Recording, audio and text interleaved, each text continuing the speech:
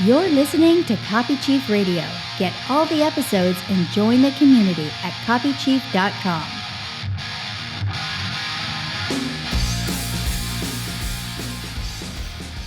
This is going to be good. They're all good, aren't they? They're all good.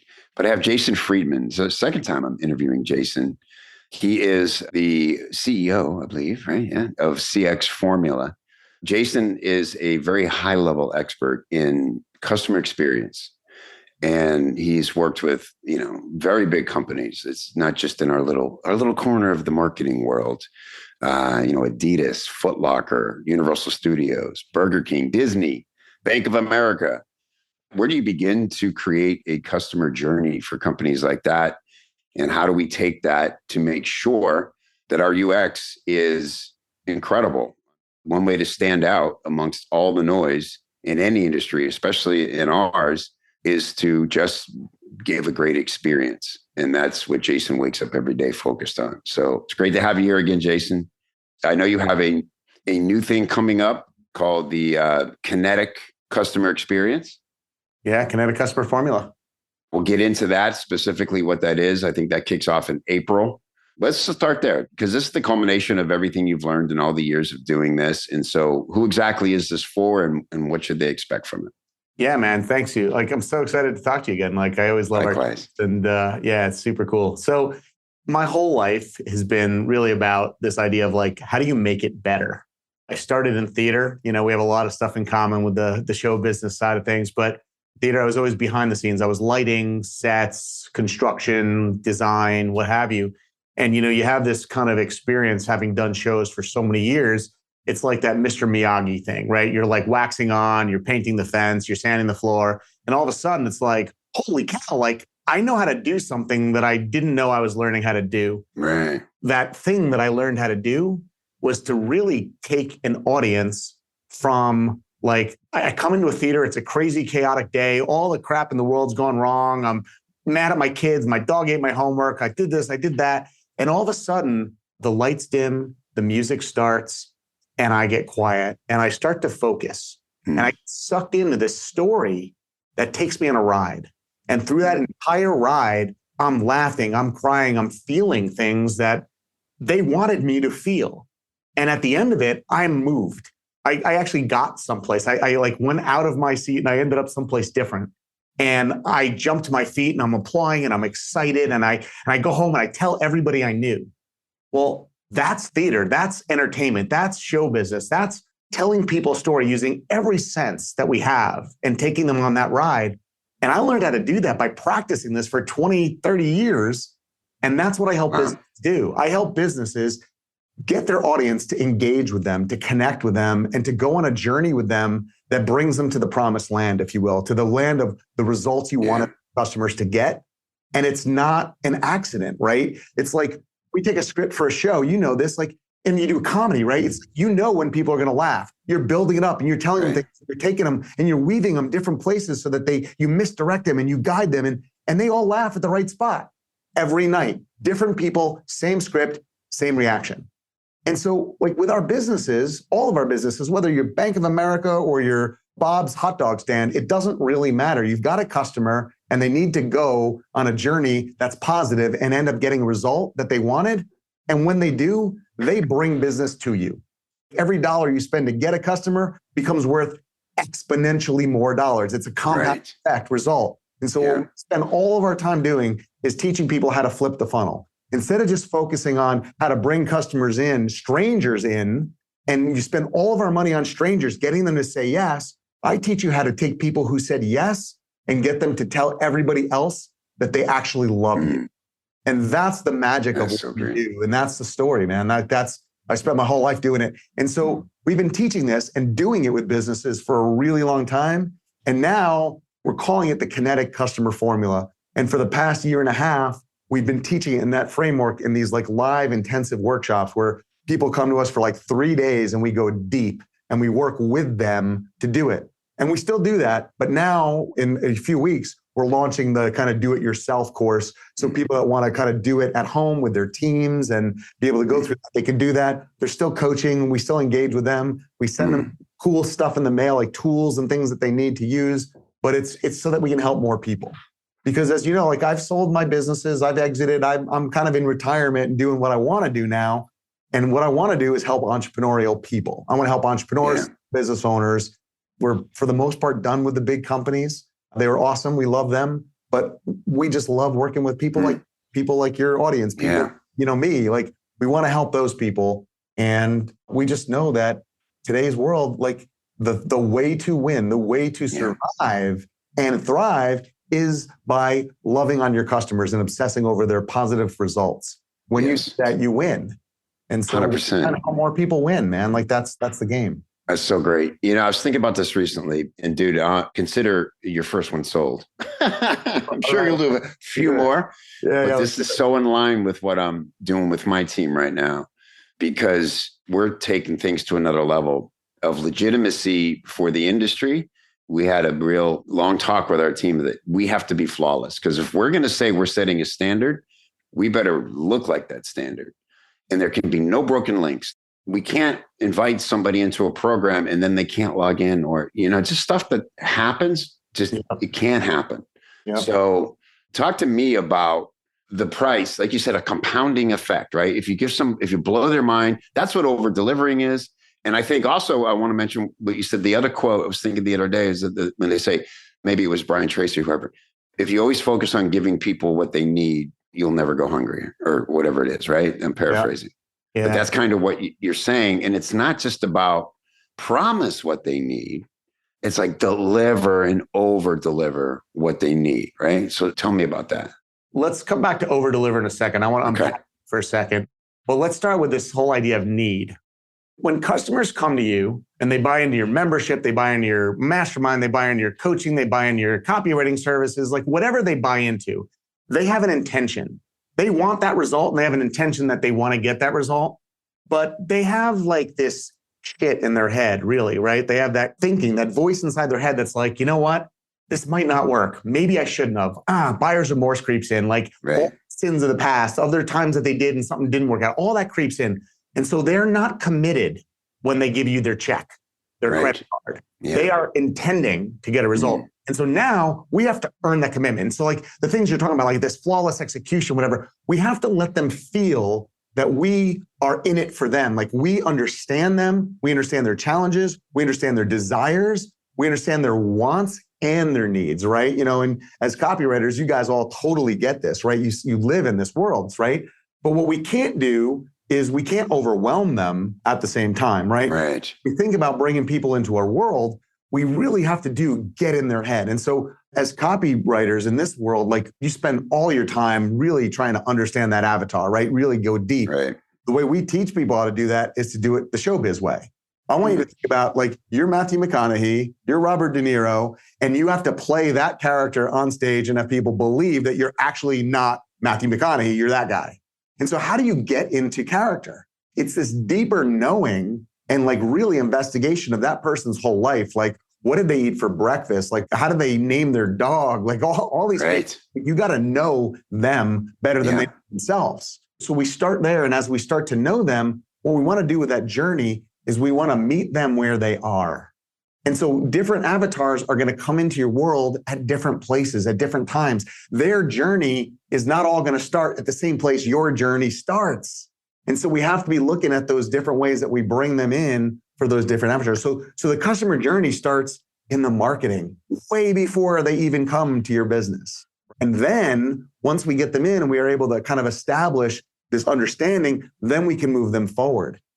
It is about giving them what they need, but it's also about leading them towards the promised land and reminding them what those things are, right? So when I think of like the ideal result for a client, like if I'm selling weight loss and it's like 20 pounds, they lost 20 pounds, that is the ideal result. I want them to lose 20 pounds.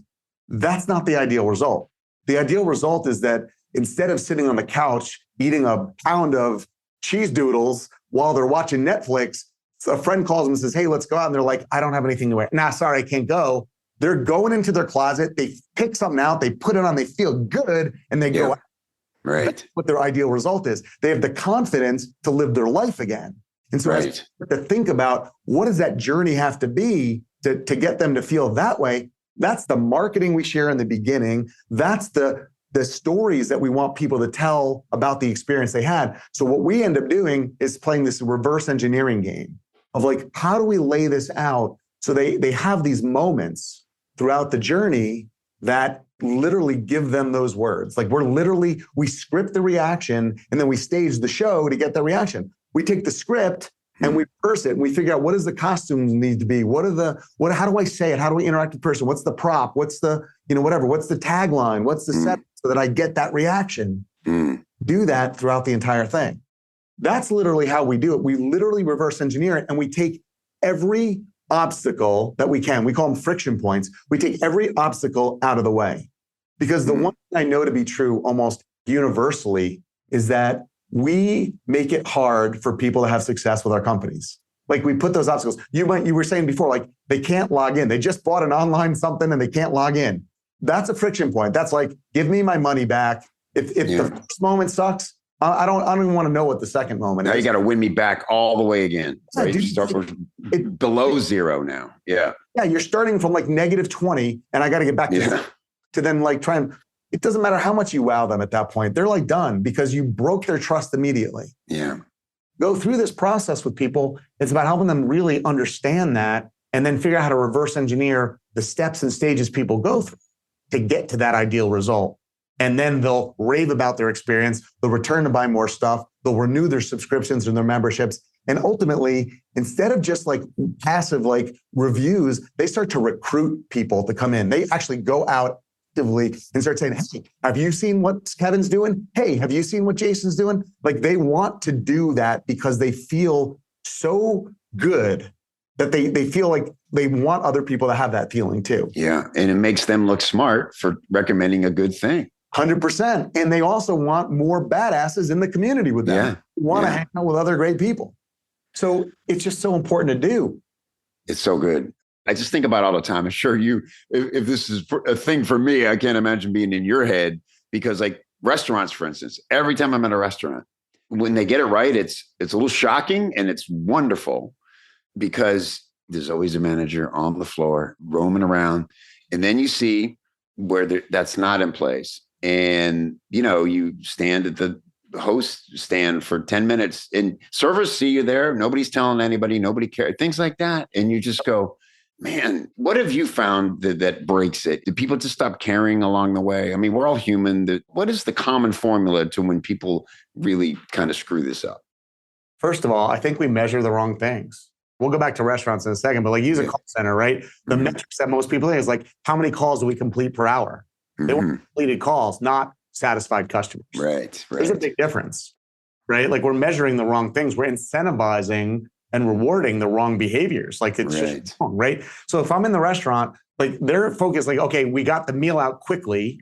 And then I get the next person's meal out quickly, but then they never come back to see if you needed ketchup with your fries. And it's 30 minutes later, everything's cold and you didn't eat your fries because you wanted the freaking ketchup. Right. Why didn't they ask for the ketchup? Well, the problem is like the training is out there. Like we train people on how to use the POS system. We train people how to like hold the tray and not drop it as they go through the door, but we don't train them how to be with people. We don't train them how to understand that. You go to like a higher end restaurant though, they're like, the difference between my income, if I'm really great tonight or not, is hundreds and hundreds of dollars. And I have direct control over how much money I make tonight. Like when they go in with that mentality, they are serving you. They're not servers, they're serving. And there's a big difference. They're attentive and they pay attention. It's a very different mentality. In my old business, I think we talked about this the last time you and I did an episode a while back, but like our receptionist was called the director of first impressions. Success for her was that people felt cared for. Not that we answered more phone calls without like hanging up on somebody accidentally. It's that we made a great first impression. And so like that meant that she had to know things about if people were out of the office, if they were on another call, and like make the other person feel cared for, not like, sorry, please hold. Sorry, please hold. Like that was not an acceptable way that we would do business. We had people calling us. They would literally reach out to me as the CEO of the company to tell me how amazing our receptionist was because they were freaking blown away by how awesome the experience was. That was the thing that they wanted to talk about. And I know they told other people. And think about that from a first impression standpoint. What do they think? They think, holy crap, if that first touch point's great, this business has their stuff together. And now you have some in the bank with them, as opposed to starting from a negative. You can 100%. screw up a little something, and they'll go, "Oh, well, that's not like you, so I'll forgive that. Let's hope that was an isolated incident," and hopefully it was. Well, and when you screw up, we will all screw up. Like there's no perfect system. There's something's going to go wrong, but it's how you respond to that, right? Yeah. And if you respond in a caring way, they're going to like forgive that, and it will likely make the relationship stronger. Maybe this will feed into what you wanted to say about over deliver, but I would love to make this tangible. We're talking in general about things, broken links and tech things. I love what you said about just know the person. Just for some context, I'm running a workshop for the first time in a long time, probably about 5 years. I directly spoke with and contacted every single person that came in. It's just 25 people. I wanted the right people. And I had a blast. It was so fun. I'm walking my dog and I'm calling people. And it just makes all the difference. But now when we start to scale, that's not always so doable. So how do we, get to know the person so that we can give them a unique customer journey because we know a little something about them? And then when you get to be, say, Foot Locker, how much of that can actually carry over? And then everything in between, like, you know what I mean? Like where are the touch points as you scale up? And that's an awesome question. And kudos that you did that, first of all. Like, that's amazing, right? The key thing is like, we worry about like at scale, can we still do that? And the answer is, if you're providing the right experience, people will pay for a better experience. So you can bring in more resources to be able to support whatever you need to support. Like it works that way. But here's the thing. What is experience, right? We haven't really defined it. We're just talking about this idea of experience. So let's get us all on the same page. Experience is the perception that someone has about their interactions with you, your brand, your business, right? Your copy. It's not the cause, it's the effect. It's the result of all the things you do. It's a feeling. I always quote Maya Angelou, right? People will forget what you said, people will forget what you did, but they'll never forget how you made them feel, right? And that's what it is. It's about how they feel. So think about this. You're a busy dude. You got a lot going on, and people are coming to this event, and you took the time to actually chat with them, to get to know them. How does that make them feel? That makes them feel important. That makes them feel understood because like you're learning about them. It makes them feel how much you care and how important this experience is to you that they just signed up for. So what I would say is like, let's focus in on the feeling. So now at scale, you got 300 people. How can you make them feel that same way? That's the thing. It's not always the same how. It may be a different how to get to that what, right? But we have to know why we're doing it and what we're doing first. Like we're making them feel a certain way. And why are we doing it? We want them to feel how important they are to us because they are important to us. Our customers are our business. They are the most important thing to us. They have to be. And our employees too. But like, it's the company, the employees, and the customers. That's it. That's all we got. So we got to like love on all three of those things. And when we do, they love back on the other things. And it just kind of works. It's a great system.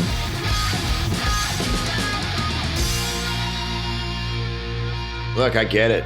I know there's so many communities. I'm doing air quotes, communities for entrepreneurs out there, all filled with their own version of overnight experts chirping at you from behind the screen. You got your Facebook groups, your clubhouse rooms, just experts galore.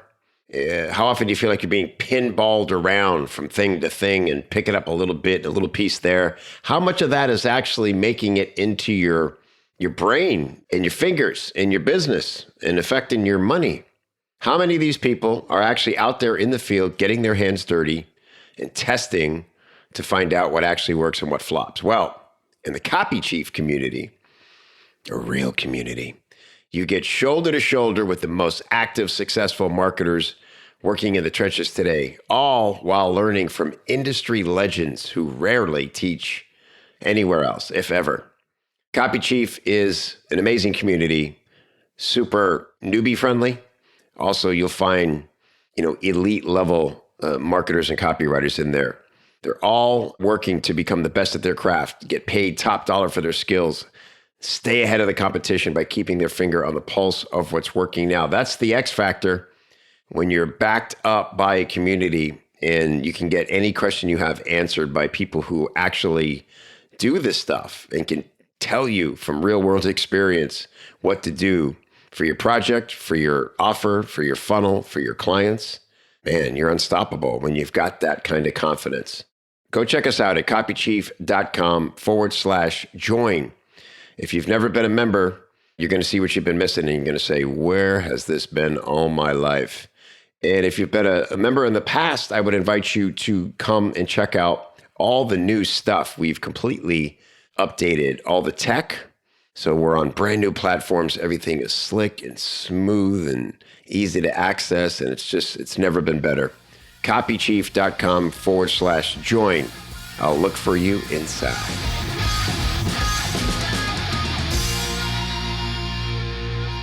If the goal is to have them feel that way, like how can we do it at scale? Can we have some other people on the team that can be reaching out and doing that? Can you be sending them love notes? Can you invite them to an exclusive Voxer chat where you can send them information? I don't know what it is with your audience. That's where knowing our people comes into play. But how can you do that? There's a lot of ways to do that. The result we're looking for is that they feel really cared for, really excited, and that I really want to learn them. And then all of that pays off when they come to your workshop. Because now you're tailoring it, you're personalizing the experience based on the people that are in the room.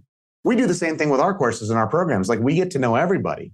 And part of it's that we want to make sure that we have the right fit people in there. Part of it's that we want to make sure that we are delivering absolute value to them. And at scale, we have to mass customize it. Tesla's putting out millions of cars, right? There are thousands at least, right? I don't know what the number of volume is, but not every Tesla is the same. You get to customize and you make it your Tesla and they build it to your specs based on the parts that they have. But now that's your Tesla. You feel special in that Tesla, even though there's 1,000 people that feel special. Elon didn't talk to each of the people, but Tesla touched them in a way that made it unique for them. So whatever your business is, you have to find ways to personalize it and understand how people are feeling. That's a good example. It's just about intent. It's funny because I think people always think about this, a brand association and people wear Nike because just do it and they feel that. But with Tesla, very big company, but they must have set that intention out of the gate. No, every customer, person who owns our car is going to feel like it is their unique individual Tesla. And so they're all proud of the brand, or maybe it's for environmental reasons or they're forward thinking. But it's not just about what they're projecting outwardly about it. It's what they're feeling inwardly about the experience of owning that car. Yeah. And what I was going to say, and you just said it, is like, it's also about the mission, right? They're part of the movement, the green movement, the sustainable, the, electric power, blah, blah, blah, right? And I don't mean to diminish it, blah, blah, blah. Just right. Yeah. So as you start to think about like, what is it that you stand for your business? Like when you start to stand for something and share that, you're going to attract people that agree. They say, yeah, I love that stance. I want to be part of that. And your stance may be that I stand to help people be better copywriters. I help them make entrepreneurs better business owners and scale their businesses. Like I want them to be super successful and have all the freedoms. Like so many of us have this entrepreneurial seizure at some point. We think, oh, we're going to have this like amazing business. And then we're like, oh God, this is the worst job I've ever had. This is right? And so my boss sucks and it's me. Yeah. 100%, right? Like, well, I want to fire myself, right? So like, if you're feeling that way, this is a cure for that. It's the antidote, because what ends up happening is not only do your customers start loving on you, which like makes you go back. And one of the testimonials that I love the most, it was a guy from Portugal. His name is Ricardo Costa. He owns a river cruise, like boats that go down the river, the Douro River in Portugal, northern Portugal, and like go through wine country. And he started this business, or bought this business actually 20 something years ago. And he was at the workshop and he just kept having all these epiphanies of how hard they're making for the customers and whatever. And this is a vacation thing where people should all feel great. And he's like, we're frustrating people. And he's like, I've been so tired. And like, I haven't really wanted to go to work anymore. And just going through this workshop, I am so excited. He's like, I feel like I'm more excited about my business now than I ever was before, because I have clarity of like things I need to do to create what I wanted. You'll fall back in love with your business. You'll fall back in love with your customers, and they fall in love with you. Even more importantly, your employees start to fall in love with things you're doing again. Like it changes your culture, because we all feel better when we're helping people get results. And the feedback that's coming in is awesome versus give me a refund. This is broken. That's screwed up. I hate this. Who wants to work in that environment, right? Yeah, right. Stress. Yeah. And you know what's interesting? I have to credit my business partner, Rob, with this. He's just very good at this. He was the guy who would come into big companies and take over a department and say, new day, guys, you're either going to make it or you're not, but we're not doing things the way you used to, right? To watch him with the team, he's very good at calling out individuals and not ever criticizing something that went wrong, but empowering them to be in charge of making it better. I think if you start with the customer, like you said, we have the customer, the company, and you learn that, everybody's going to react that way when you show you care, and that you actually get to control your experience because you've been met. Like you said, meet people at their intent and guide them through, because it's a whole new world. They don't know what to expect when they walk in. Exactly. And it feels good, right? It's that three-legged stool. You need all three legs, right? Yeah. Be supported. And it's amazing. Yeah. So I great. love that. Let's talk specifically about this program a little bit more. I'm already excited. If I can't attend it myself, I'll absolutely send our community manager or, customer success manager into it. How does it work? Is it you said it's like a live cohort and we're going through a program here? We got three ways to work with us, right? One is very limited, and I don't even want to tell you about it, but we work literally where we come out to you and kind of get more involved, more of a done for you-ish kind of thing. Yeah. We have a few slots. It's very expensive. Forget that. I said that. The second way is these 3-day intensive workshops. And so you come out to our place in Jersey, right? A little cold right now, but not too bad. But we go deep. So you and I really encourage you to bring 2 team members. I love the owner, entrepreneur, and 2 other people at different places in the business. And you go deep. We bring you through. We teach you, we train you, but you leave. First of all, you understand all the journeys in your business. We clarify what those journeys are. We clarify your avatars. We do some of that stage work that we talked about to really understand them deeply. And then we map your journey. We find all the friction. We find all the obstacles. We find all the issues. And we help you turn that into what we call a kinetic pathway. Think of it as a water slide, right? Right now, your journey is a water slide and the water is not flowing. So there's enough to be dangerous. You start moving and then you shake. Yeah. That's right? the worst. Yeah. It's horrible, right? It's like American Ninja Warrior. Your customer's trying to get through and you're knocking them down and punching them and beating them up and crazy. But when you go through that, the other plot, we make it fluid, right? So there's plenty of water flowing. And even if you have to go uphill, it's a little harder. You're doing it with grace and smoothness, right? So we help you get to that kinetic pathway. And then we help you come up with a plan to integrate this and activate it within your business and all the tools you need to bring it back home and get your entire company wrapped around this. So that's the workshop version. And now we're just launching. We've been doing that for a while now, right? Now we're launching the online training version of that. And so that is going to come out in a few weeks. Like I said, it's going to be where you can go through the program with your team. Again, I want you to bring your team in because it's team, right? It takes a village, and I want everyone to buy in. Got to be on page with this, yeah. 100%, because they are part of it, right? They are part of the success. You come through it with your team, you go through the modules and learning, and we have coaching for you. So as you go through, we're there to hold you accountable, to explain things, to answer your questions.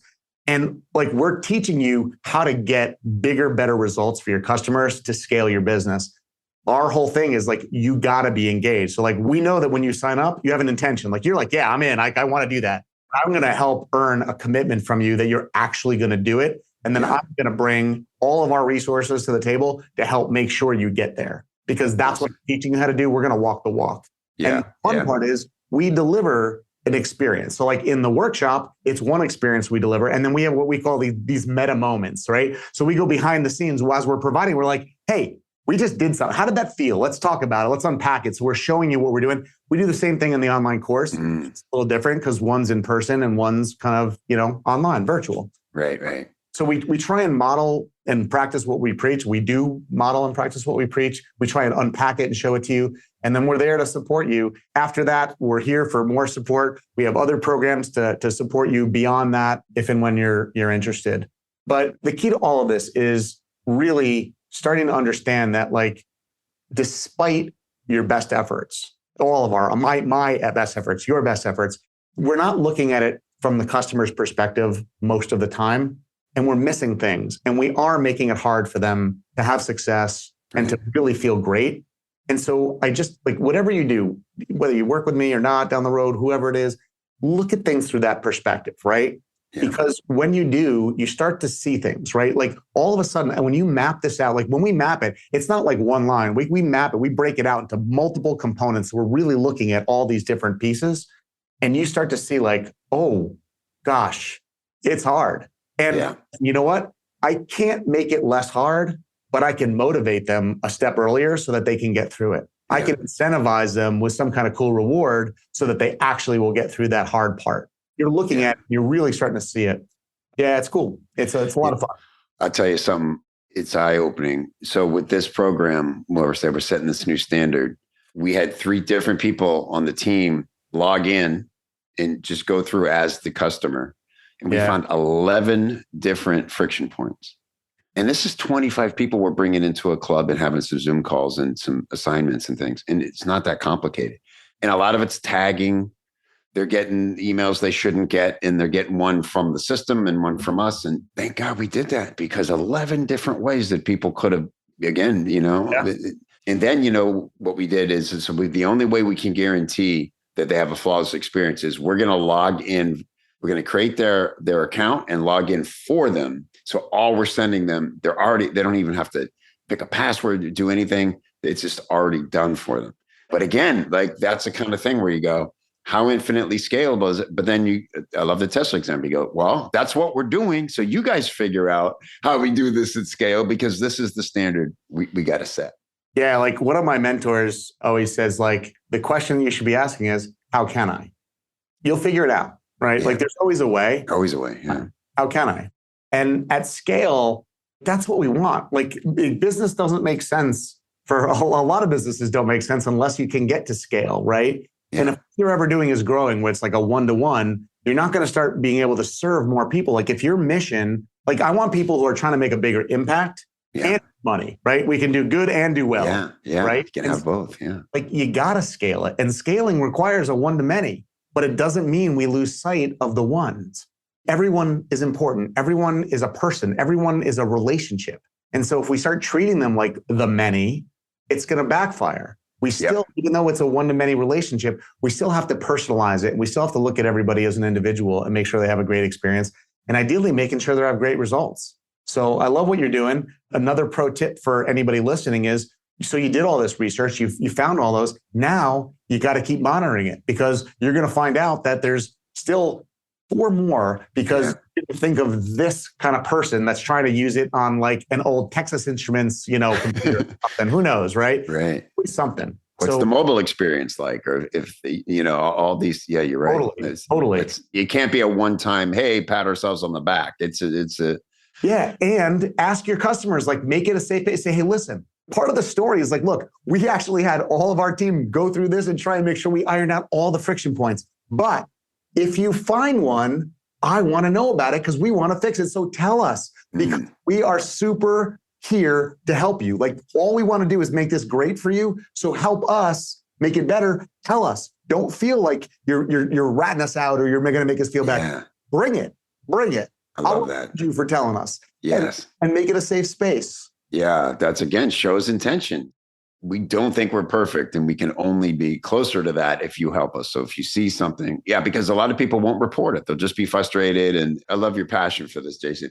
I don't know if you know my friend, Victoria LeBaum. So Victoria and I were partners for a while. She's like my sister. We ran her event called Rock the Room Live, right? For multiple years in a row.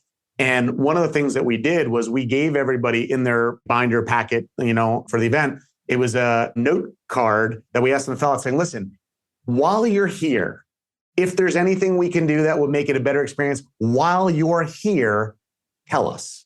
We want to hear about it afterwards too, but we want to hear about it now, because if we hear about it on day 1 or day 2 of the 3-day event, day 3 will be better. Day 2 will be better. So tell us. And people were so blown away that we thought to ask them that and then like literally print a card and give them the piece of paper. Again, it's the intention. Like they feel cared for. And we genuinely wanted to be better. So I love when people start to think about that user experience that way.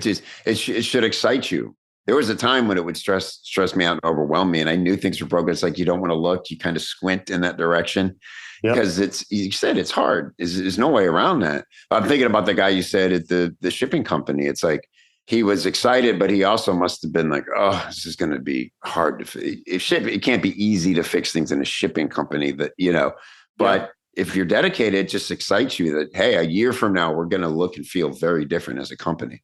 100%. I'd love to ask you to just give us a story about one of the big companies, because it's just fascinating to me because, when you get to that kind of volume, it just has to be so difficult to control the point of sale experience for the customers. Can you think of one that you did with a big company that was like a big victory that they were able to execute and make a difference? I mean, there's so many, but like the one that's coming to mind at the moment was, I'm not going to mention the name of the client, but they're a bank, a very large bank. You may or may not have mentioned their name earlier.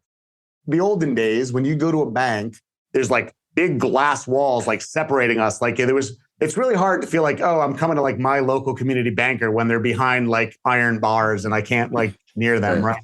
It just feels like I'm going into some like Western and there's like the jailer and, and so what they really wanted to do was they wanted the people that were like generally banking in the bank to use advanced services. The way they make money is like home equity loans, home equity lines of credit, and so on and so forth. And we realized that part of the issue was that people had a level of financial illiteracy. Like they didn't know what a home equity line of credit or home equity loan was, and they didn't feel safe asking for that kind of information, right?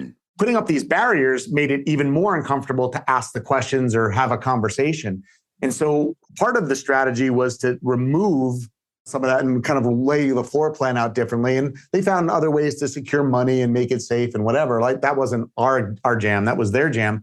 But then we started to put like different kinds of content and media in the store that told stories of actual human beings that they could identify. Like based on the branches, we knew the demographics and who the avatars were that were coming in. And they would see people that looked like them, that had their job and whatever, telling stories of how different things changed their lives. And then it would introduce them to the actual bankers that were in the branch that they were in. So we had content media that was building those relationships. So we had media and audio and video and all sorts of things that were bringing that story to life.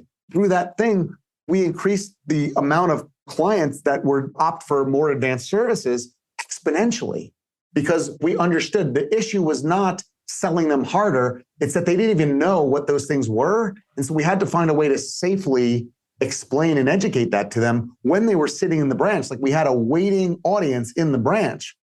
It worked with veterinary clinics around the country with stuff too about things that they didn't know about for their pets, like that helped with products, with other services that you could have.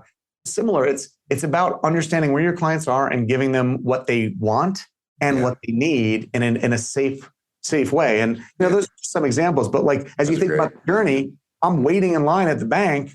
How can you actually tune me in and have me have a lower perceived wait time, learn something, and bring value to both parties? It was a win-win.